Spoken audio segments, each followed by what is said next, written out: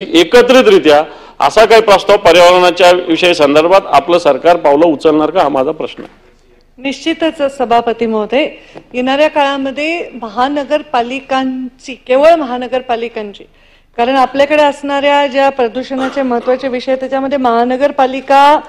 ज्या आहेत, म्हणजे जवळपास 419 पैकी 29 फक्त महानगरपालिका आहेत, पण त्यांचे एवढं मोठ्या प्रमाणामध्ये सिवेज आहे. तर केवळ महानगरपालिकांची वेगळी बैठक, नगरपालिकांची वेगळी बैठक आणि ग्रामीण विकास खात्याशी चर्चा करून मोठ्या ग्रामपंचायतच्या संदर्भामध्ये काहीतरी एक, मी याच्यामध्ये प्रत्येक वेळी उत्तर हे देते आणि ते ह्याच अधिवेशनात दर 2 दिवसाला मी ते सांगते की एक टास्क फोर्सची गरज आहे ज्याच्यामध्ये कॉन्व्हर्जन्स केला पाहिजे, म्हणजे एकात्मिक अशी योजना राबवली पाहिजे ज्याच्यामध्ये विविध विभागाचे आम्हाला त्याच्यामध्ये मदत लागणार आहे. कारण आम्ही प्रदूषणावर उत्तर देतोय, पण प्रदूषण कमी करण्यासाठी आमचं जे केंद्र शासनाचं बजेट येते किंवा राज्य शासन काही खर्च करते, ह्याच्या खर्चाच्या इम्प्लिमेंटेशनवर सुद्धा आमचा तिथे हस्तक्षेप असला पाहिजे, जेणेकरून आम्ही पैसे देऊन सुद्धा आम्ही ते व्यवस्थित खर्च झाले की नाही, पाणी सिवेज ट्रीटमेंट प्लांट चालतात की नाही ह्याच्यावर अंकुश ठेवण्यास आम्ही असंही ठेवतोय, आम्ही नोटिसा देतोय. ह्याला आणखी जास्त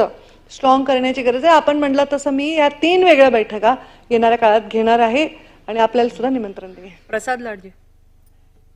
सभापती महोदय, खरं तर अतिशय गंभीर विषय आहे. माननीय मंत्री महोदयांचा पर्यावरण जरी विषय असला तरी पण मुंबईतल्या मिठी नदीचा जो प्रश्न सन्माननीय दरेकर साहेबांनी काढला तो सातत्याने मागचे 5 अधिवेशन 6 अधिवेशन मी काढतोय आणि माननीय मंत्री महोदय आपल्या माध्यमातून आपल्याला सरकारला सांगू इच्छितो की त्याच्यावरती SIT लागून 1.5 वर्ष झाली आणि आतापर्यंत मिळालेल्या माहितीनुसार आणि दिलेल्या माहितीनुसार दर वर्षाला 1 लाख ते 1.5 लाख मेट्रिक टन गाळ काढला जातो आणि 15 वर्षामध्ये जर 1 लाख 1.5 लाख काढला असेल तर तो 15 ते 20 लाख मेट्रिक टन गाळ काढला. माझा प्रश्न असा होता की हा 20 लाख टन जर गाळ आम्ही जर समुद्रात टाकला तर एक नवीन